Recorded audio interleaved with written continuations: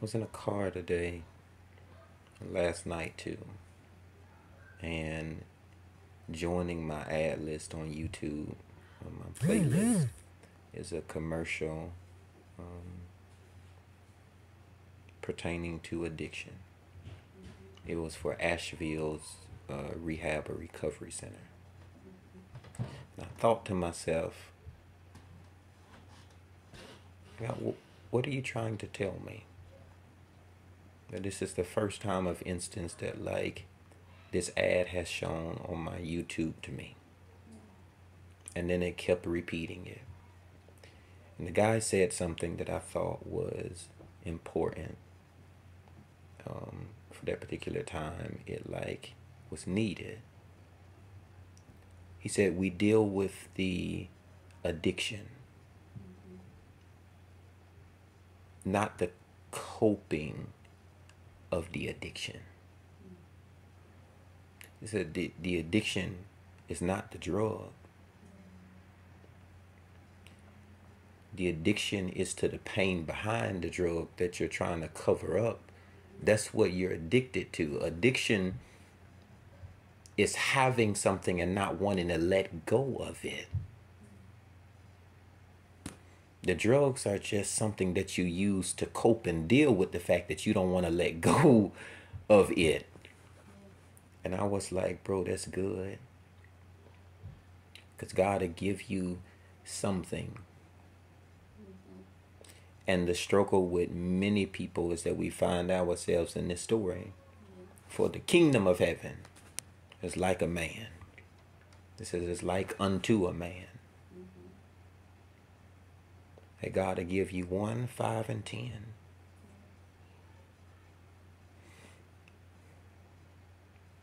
And I wonder how many talents have we wasted with what we thought were smart investments and ended up bringing us to a place where like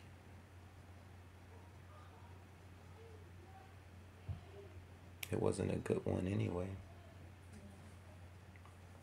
The Bible says to him that much is given, much is required. And I think sometimes we take on way more than what we can chew. God gave you a gift, but what you turned it into is way more than what you had bargained for you. And how do you tell God, God, this is too much for me? How do you tell him that the petition or the weight or the assignment or the family or the job or the responsibilities he put on you, something that you don't want to do? So you start performing in it. You start doing it and you lose touch with the relationship and just start making wise investments. It's an addiction. Doing your own thing, providing for yourself and trying to make a way. You get so caught up in like what you do that you forget why you do or who called you to. It says the master returned it and was pleased. But we find out the type of character he has at the end. He says, you know, I reap where I have not sown. I wonder how many employers do we end up employees of? Where they have sown into you, where they have not reaped from you. Or vice versa, they've reaped from you, where they have not sown or poured into you. How many relationships have you poured into where they only come to take and withdraw from you?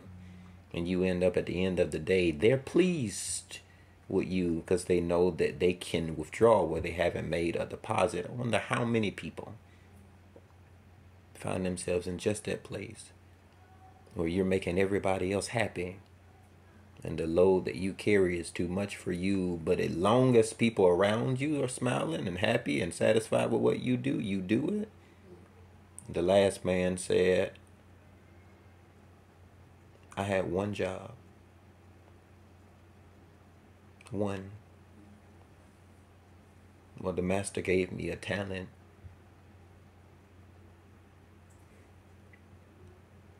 But God gave me a responsibility. And you're responsible for the seed that you sow. So here's what he does. He takes it and says, I see what everybody else is doing with it.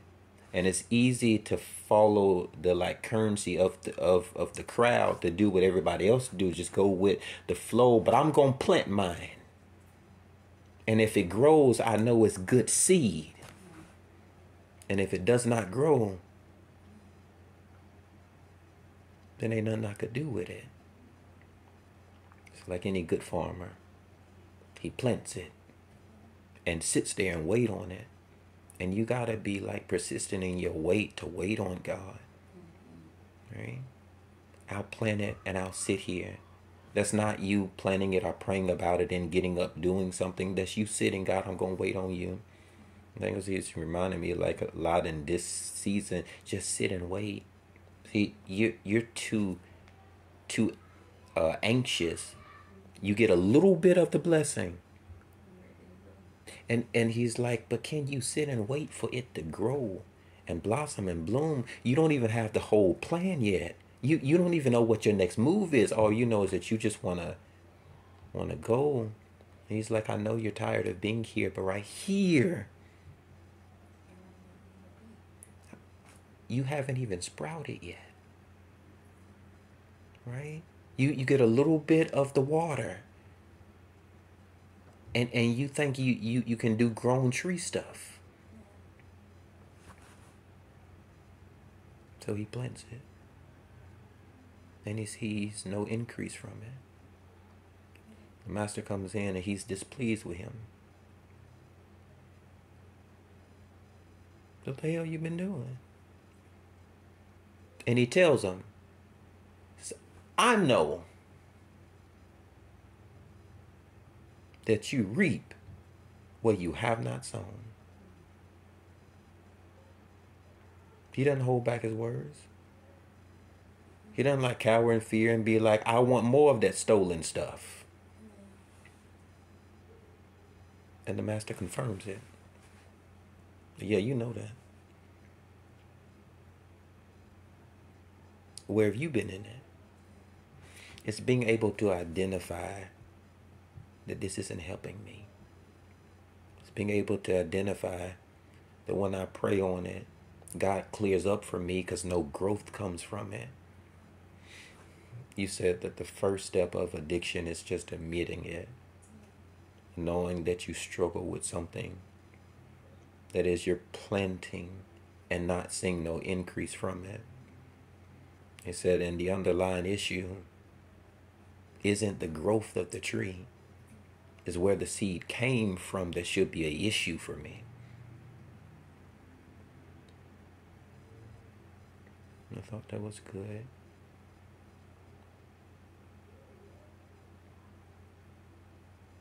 So your question should be like, God, with this talent that you've given to me, is it a gift from you? Because I don't want to do something and just be seeing like increase from it and believe it's from God. Because sometimes it don't be. Because all good gifts come from the Lord, right? But there's some gifts that seem good to you, that are not good for you, that did not come from God. So all increase and all growth, all changes and all like this and that and stuff, it may feel good, but that don't make it good. So how do you test it? The Bible says test the spirits, right? You plant it.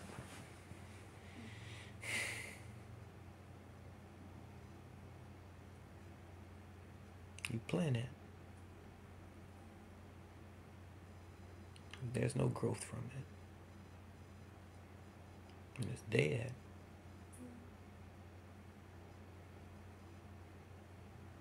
Right. So the difference between like the 5, the 10, and the 1 is the 10 saw growth. The 5 saw growth. But the one who actually planted it didn't see no growth. they may be gaining and increasing, but if they didn't plant it, how do you have a tree and you never planted it? I can't hear nobody. What are you rooted in? You never planted it. And you walking around with like a log truck full of tree. When did you plant it? It makes you question, like, where'd all this growth come from? How you get a whole tree overnight?